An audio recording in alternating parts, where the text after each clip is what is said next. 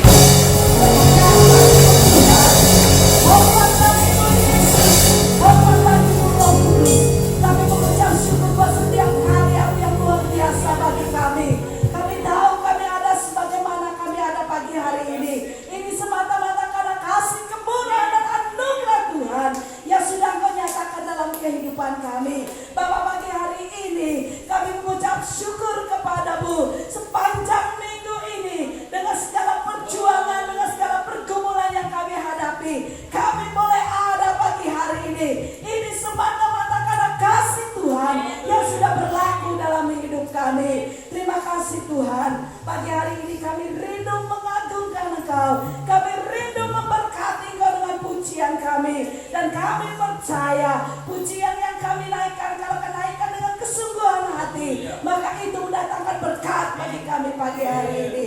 Terima kasih Bapa. Kami mau terus memuji, mempermuliakan Engkau. Kami terus mengagungkan Engkau, karena kami tahu, kami percaya Engkau sudah hadir dengan kuasa-Mu di tengah kami dan siap menjamah kami pagi hari ini. Terima kasih Bapa. Kami percaya setiap hamba-Mu yang melayani, baik singer, song leader, singer, pemain musik, hamba-Mu melayani firman-Mu. Kami percaya urapan Allah terjadi, urapan Allah terjadi dahsyat pagi hari ini, sehingga yang lemah kuat, yang sakit sembuh dalam nama Yesus. Terima kasih Tuhan. Dalam nama Yesus Kristus Tuhan, kami mulai ibadah kami pagi hari ini. Haleluya. Kita yang percaya katakan amin. Kita beri kemuliaan. Puji Tuhan, masih bangkit berdiri, kita memuji nama Tuhan, kita bersorak-sorak bagi Allah kita. Haleluya. Apa kabar Bapak Ibu Saudara?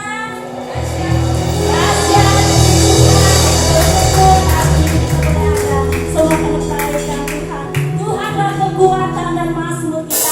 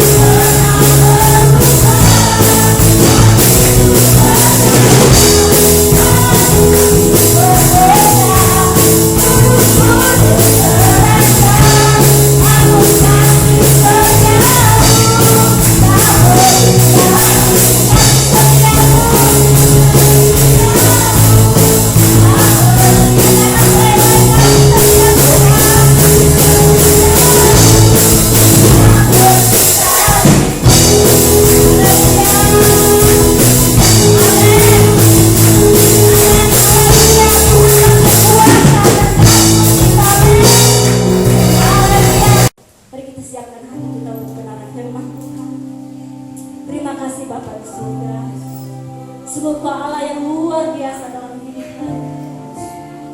Kami bersyukur pagi hari ini Tuhan. Kami boleh ada di tempat ini semua kebaikan Tuhan.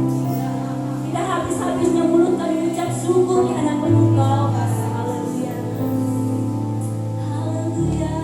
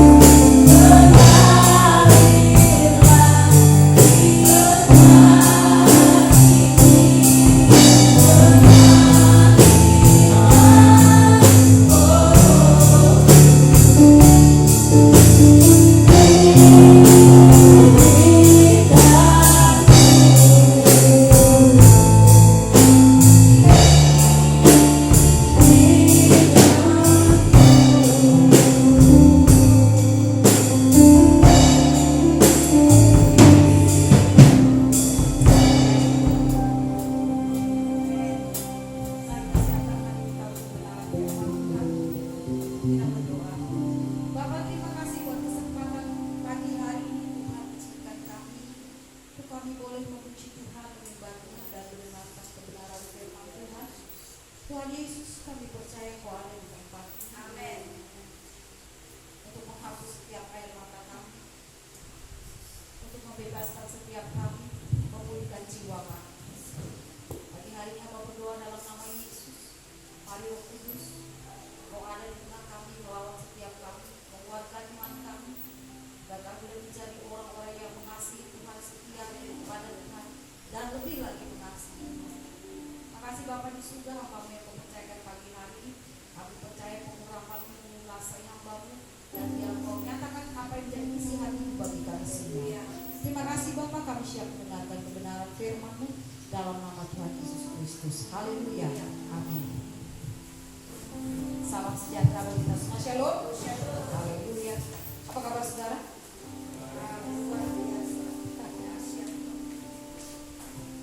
Anda baik-baik saja? Sehat? Seperti Pak Nixon sering bilang, diberkati Tuhan? Banyak berkat? Amin. Haleluya. Puji Tuhan Bapak Ibu Saudara yang kasih dalam Tuhan. Mari pagi hari ini kita sama-sama membuka kitab kita dari Matius pasal 13. Ayat yang pertama sampai yang ke-23 itu berbicara tentang perumpamaan tentang seorang penabur.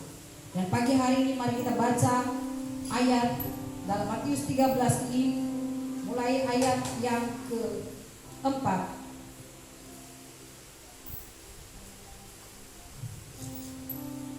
sampai yang ke-8.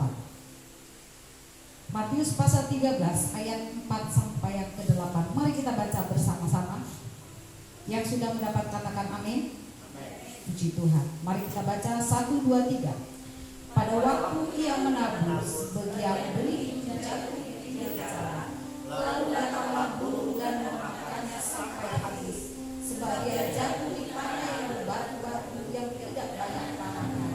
Lalu benih itu pun segera tumbuh karena tanahnya tipis. Tetapi sesudah matahari terbit, lainlah ia dan menjadi kering karena tidak berakar. Sebagian lagi jatuh di tanah semak kulit, lalu makin besarlah semaknya dan sendirinya sampai mati. Dan sebagian jatuh di tanah yang baik, lalu berbuah, ada yang 100 kali lipat, ada yang 60 kali lipat, ada yang 30 kali lipat. Amin. Puji Tuhan Bapak Ibu Saudara yang kasih dalam Tuhan Yesus Kristus. Perumpamaan tentang kerajaan surga ini adalah perumpamaan yang seringkali Yesus gunakan ketika dia mengajar murid-muridnya.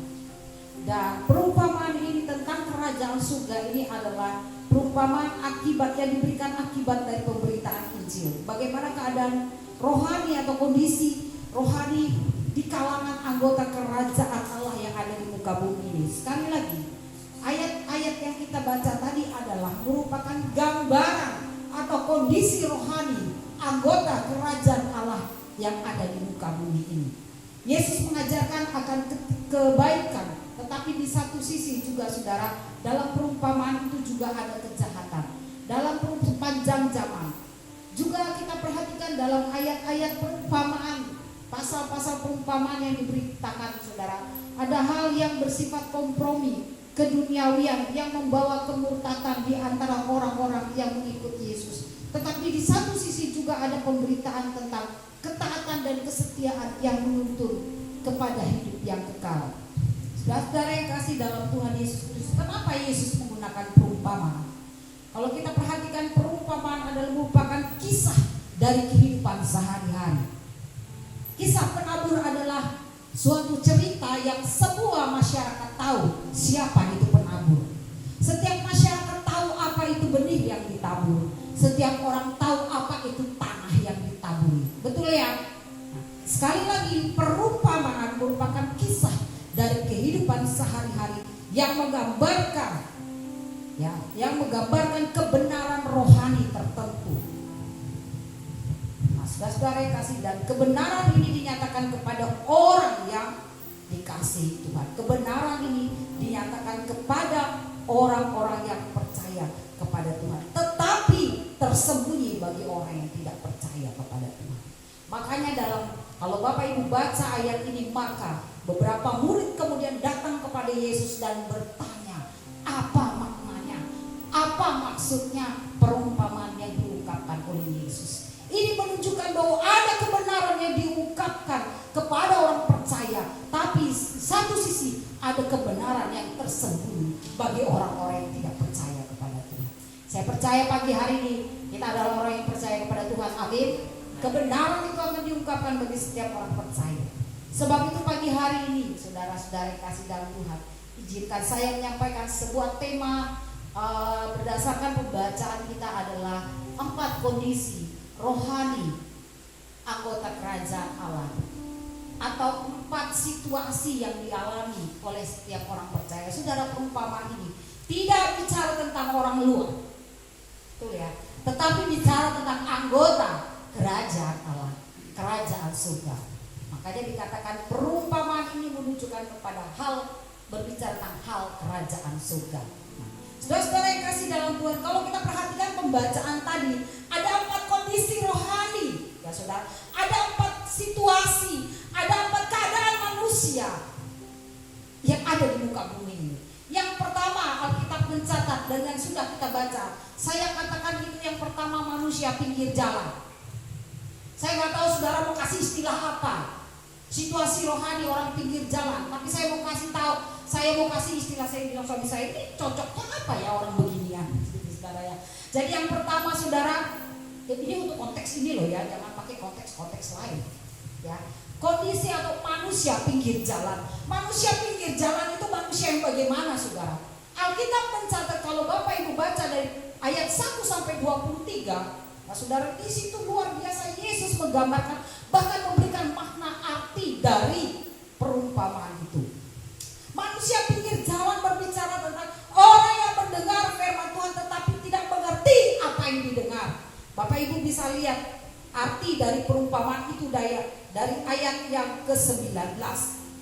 Dengarlah arti perumpamaan tentang penabur itu, ayat 19. Kepada setiap orang yang mendengar firman tentang kerajaan surga tetapi tidak mengertinya, datanglah si jahat yang merampas yang ditabur dalam hati orang itu. Itulah benih yang ditabur di pinggir jalan. Jadi saudara-saudara yang kasih dalam Tuhan, manusia pinggir jalan itu adalah orang yang mendengar firman Tuhan tapi nggak ngerti. Sudah pernah ngalami ini nggak? Halo? Pernah ngalami ini nggak?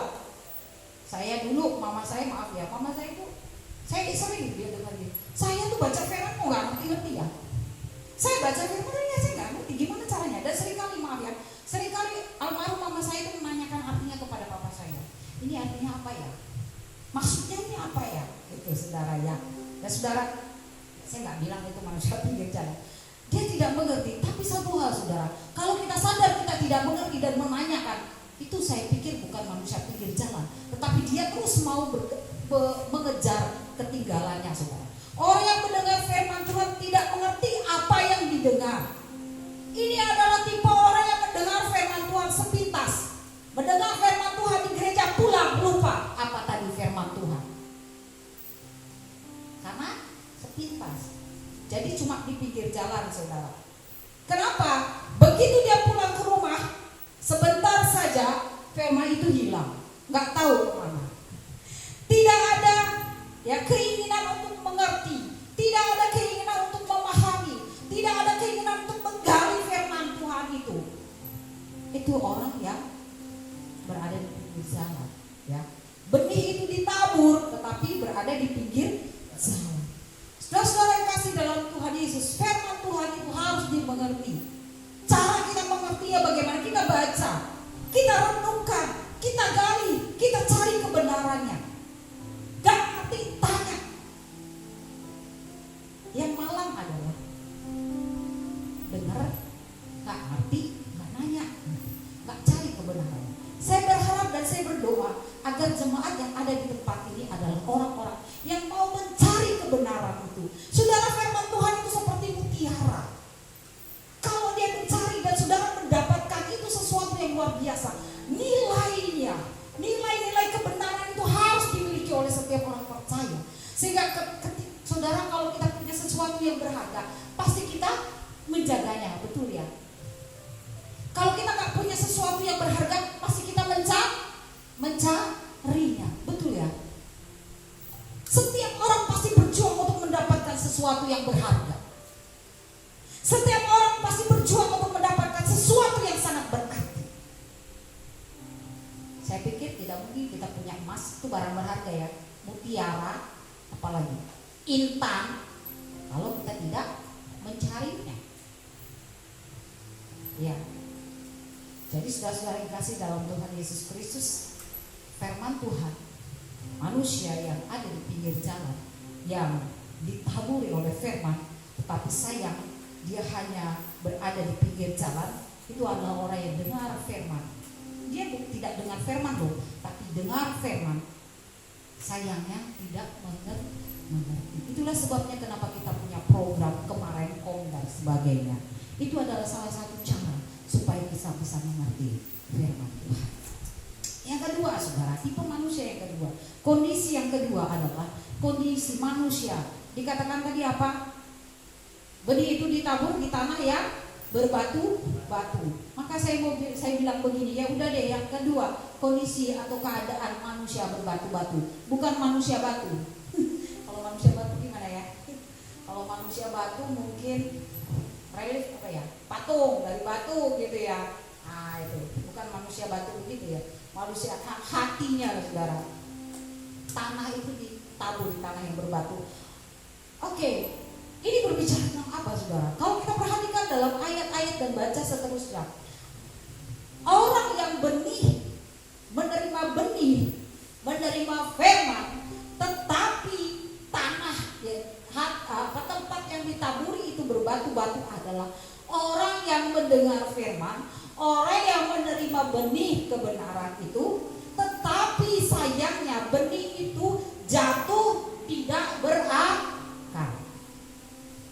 Benih itu jatuh di tanah tetapi tidak berakar. Ayat 20, benih yang ditabur di tanah yang berbatu-batu. Ayat 20, ialah orang yang mendengar firman itu segera menerimanya dengan gembira, tetapi ia tidak bertahan, dia tidak berakar.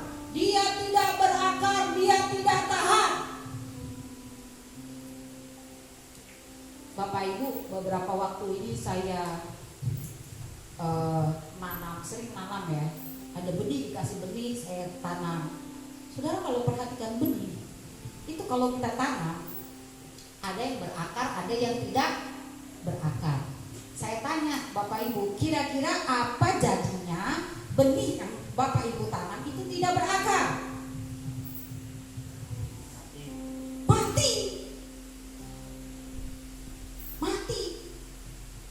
Jadi tipe ini adalah, kondisi ini adalah orang yang dengar firman, terima firman, tapi tidak berakar, sehingga akhirnya layu, mati, kering. Saudara-saudara, benih ditabur tidak berakar, tidak bisa bertahan lama.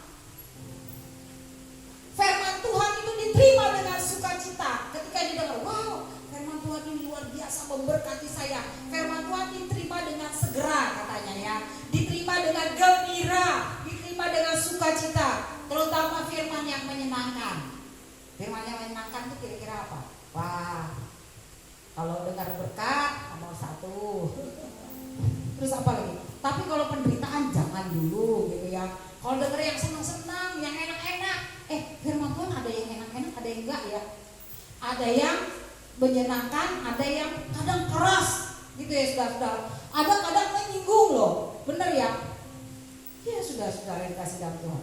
Nah, tipe orang seperti ini adalah orang yang menerima firman itu dengan sukacita, dengan gembira, dengan senang hati. Tetapi sayang, firman Tuhan itu tidak bertahan lama, saudara. Kenapa? Karena tadi ini pun juga termasuk orang yang mendengar tapi tidak mengerti. Sehingga akhirnya apa yang terjadi? Orang yang begini adalah ketika penindasan itu terjadi, ketika penganiayaan datang karena firman, dikatakan ketika penganiayaan datang karena firman. Jadi seperti ini contohnya, ketika dia terima Tuhan, dia menerima itu dengan sukacita, dia bersyukur atas keselamatan yang Tuhan berikan. Tetapi ketika dia mengalami penganiayaan karena dia percaya kepada Tuhan, sekali lagi, ketika dia mengalami penganiayaan, penderitaan, penindasan karena dia percaya kepada Tuhan, dia lalu apa, saudara? Mundur.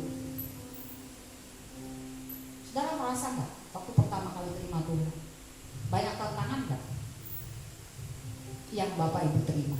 Banyak kan? Kita diuji, saudara. Benar nggak kita tetap kuat? Ya. Ketika penganiayaan datang lalu kita bilang, percuma ibadah, percuma aku doa, firman Tuhan gak benar, buktinya begini hidupku. Firman Tuhan itu hilang semua, saudara. Kenapa? Karena tidak berakar. Saudara-saudara, ketika kami baru banyak kenal Tuhan, gitu, baru cinta mula-mula, itu banyak sekali yang mengalami penderitaan. Beberapa waktu yang lalu pernah Pak Nison juga cerita ya kesaksian bagaimana ketika kenal Tuhan banyak tantangan yang dihadapi. Saudara, kalau dia tidak berakar di dalam Tuhan, yakin dia tidak jadi hamba Tuhan sampai sekarang. Kenapa? Karena banyaknya penderitaan, tantangan yang dihadapi. Ketika untuk ibadah aja sulit, saudara. Ada mungkin dihalangi juga. Mau ibadah, jangan, nggak boleh ibadah. Wah, itu saudara, betul ya? Nah, saudara-saudara, itu dialami.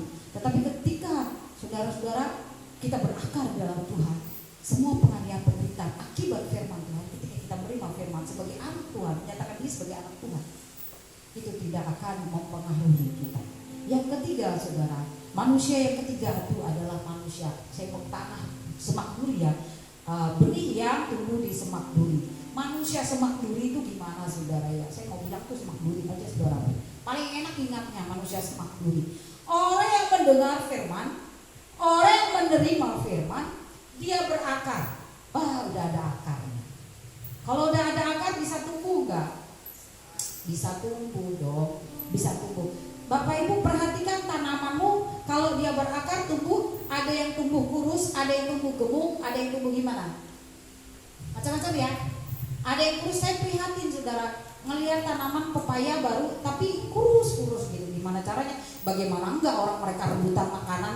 Soalnya ditanam di satu tempat banyak gitu kan, baru dipisah-pisah nanti supaya dapat nutrisi yang banyak di apa. Nah, saudara-saudara, ada yang tumbuhnya kecil gitu saudara, ada yang tumbuhnya bagus gitu. Nah, saudara-saudara, manusia yang orang yang menerima firman Tuhan tetapi ditabur di yang semak duri adalah orang dengar firman, terima Tuhan, berakar, bertumbuh. Oke, tetapi saudara, ketika kekhawatiran dunia, perhatikan, kekhawatiran dunia datang, apa yang terjadi? Ketika, yuk baca aja dulu ya, ayat 22 ya. Yang ditaburkan di tengah semak duri ialah orang yang mendengar firman itu, lalu apa yang terjadi? Kekhawatiran dunia ini, lalu apa lagi? Dan tipu daya kekayaan menghimpit firman itu sehingga tidak berbuah. Sehingga tidak berbuah. Tumbuh iya, hidup iya, tapi enggak berbuah. Apa yang terjadi kalau pohon tidak berbuah? Tebang. Baru saja kami menebang pohon mangga kami yang berbuah. 11 tahun kami berada di tempat itu, cuma 1 kali berbuah. Yang gara-gara saya mau tebang itu dia berbuah, saudara.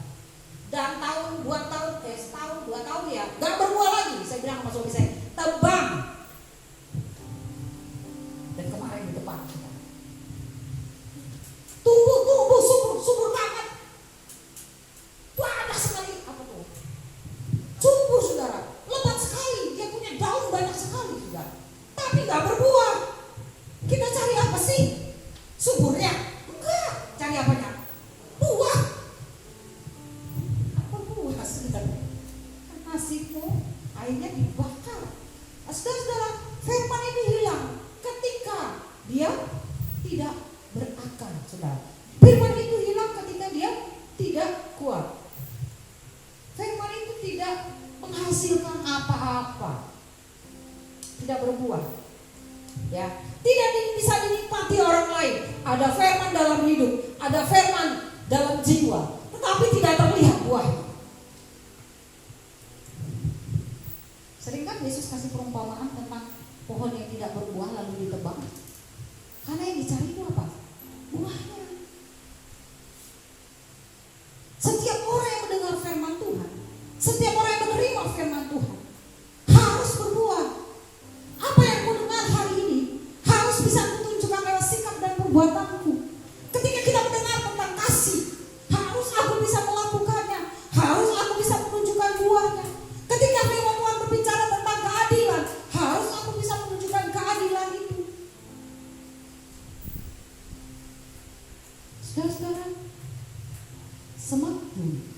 dia bisa tumbuh. Tapi sayang, dia tidak bisa berubah. Saudara-saudara yang kasih dalam Tuhan, ketiga kondisi dalam perumpamaan ini menunjukkan orang yang punya mata tidak melihat, punya telinga tapi tidak mendengar, punya hati tapi tidak menangkap. Mengapa? Orang-orang seperti ini adalah orang yang mendengar, itu ayat 13 Bapak Ibu. Orang yang mendengar dan mendengar, ya, saudara, ada beda antara mendengar dengan mendengarkan. Alkitab mencatat orang yang mendengar, bukan mendengarkan. Beda, ada beda ya. Mendengar sama mendengarkan itu beda. Kalau mendengar, orang itu sepintas. Saya bisa mendengar, Anda bisa mendengarkan firman Tuhan pagi hari ini. Tapi saudara, Anda juga bisa mendengar suara-suara yang ada di lain. Anda terganggu mungkin dengan suara-suara lain. Itu mendengar. Tapi kalau mendengarkan, Anda tidak akan terpengaruh oleh situasi apapun. Itu mendengarkan. Kenapa? Karena mendengarkan itu adalah suatu sikap yang mendengarkan dengan sungguh-sungguh. Ya, jadi itu kalau di dalam pastoral saya, seorang konselor itu harus mendengarkan, bukan mendengar. Kita bisa mendengar, tapi pikiran kemana-mana, itu namanya mendengar. Kalau mendengarkan, itu fokus. Seorang konselor harus fokus pada klien, dikatakan begitu. Artinya mendengarkan apa yang dikatakan, bahkan bisa merasakan apa yang dialaminya. Mendengarkan. Jadi Bapak Ibu Saudara yang kasih dalam Tuhan Yesus Kristus, mendengar saja tidak cukup, tapi kita mendengarkan, mengerti. Ya, itu yang dikehendaki oleh Tuhan. Saudara, saya mengalami masa ini di waktu kecil. Saya bisa mendengar tapi nggak mengerti, betul ya? Udah lewat aja gitu kan.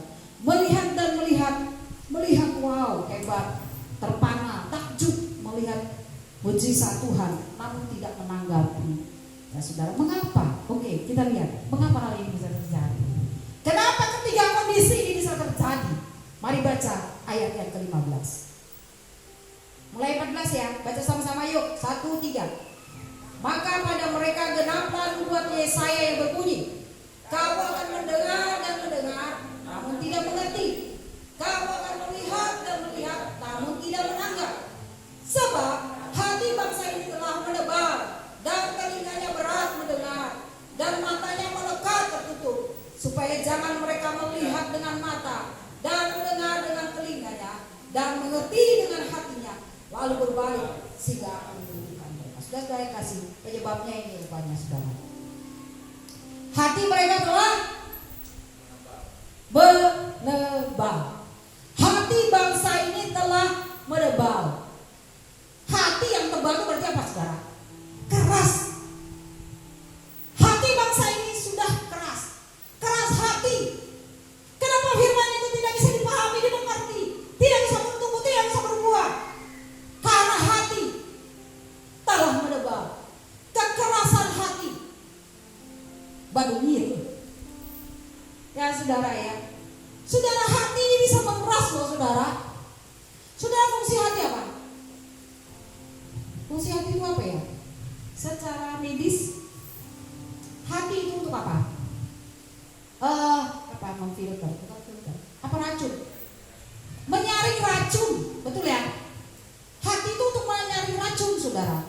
Jadi kalau orang punya fungsi hatinya baik, maka racun itu tidak akan menyebar. Kenapa orang bisa sakit?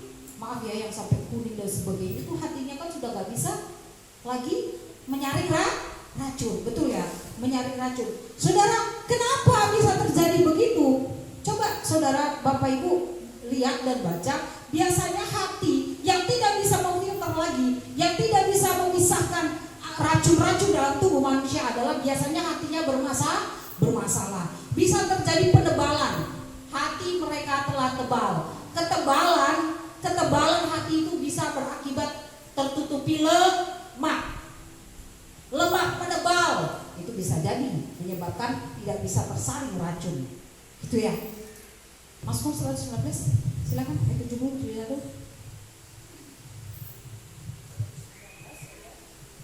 70.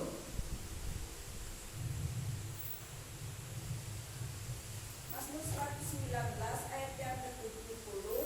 Hati mereka tebal seperti lemak, tetapi aku, Tauratmu ialah kesukaan hati mereka tebal seperti lemak. Nah, saudara-saudara, fungsi hati itu kan mengeluarkan racun dari tubuh, tapi kalau sudah tertutupi lemak, saudara, maka nggak bisa berfungsi. Saudara, bangsa ini tidak mengenal aku. Bangsa Israel dikatakan tidak mengerti firman Tuhan, tidak bisa bertumbuh, tidak bisa berbuah, karena bangsa ini, hati bangsa ini telah menebal, keras hati, tidak mau mendengar. Saudara, saya tidak tahu apa yang menjadi penghalang bagi kita untuk bisa bertumbuh dan berbuah dalam hidup kita. Saudara, hati yang menebal bisa berbicara tentang akibat dari rutinitas kita. Saudara, hati yang menebal bisa terjadi karena kenyamanan.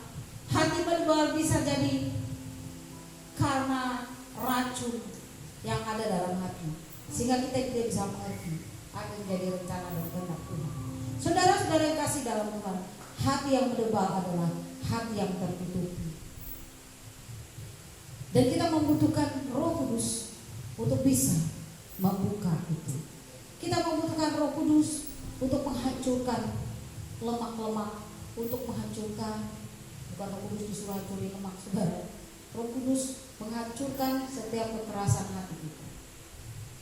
Hanya Roh Kudus yang bisa mengubahkan hati kita, sehingga kita bisa menerima firman, mengerti firman, dan firman itu bertumbuh serta berbuah-buah dalam hidup kita. Sekali lagi, hanya firman Tuhan, hanya Roh Kudus yang memampukan kita memahami firman Tuhan. Sehingga akhirnya apa, saudara? Kita akan bisa masuk dan memiliki hati yang keempat, hati yang baik. Hati yang baik, tanah yang baik, yang subur.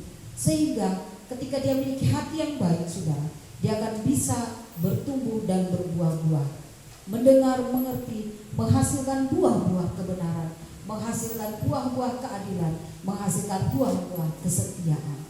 Itulah saudara-saudara yang kasih, yang keempat, yang merupakan hati yang dikehendaki oleh Tuhan. Dan saudara yang kasih dalam Tuhan, mari masing-masing kita lihat hati kita, apakah sudah menebal karena rutinitas, karena penderitaan, mungkin juga karena kenyamanan.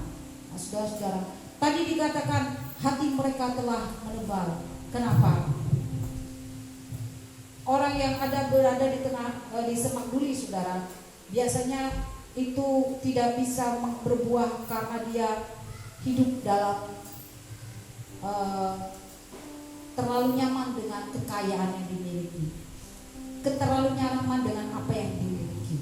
Nah, saudara-saudara yang kasih dalam Tuhan, sebab itu pagi hari ini biarlah firman Tuhan ini boleh mengingatkan kita. Firman Tuhan ini boleh memberikan kepada kita feedback sampai di mana kita. Apakah kita pada tahap pertama, kedua, dan ketiga? Kalau ketiga hal ini kita alami, kita mendengar firman, kita tidak mengerti, mari kita berdoa kepada Tuhan agar Tuhan yang mengubahkan hati kita. Amin.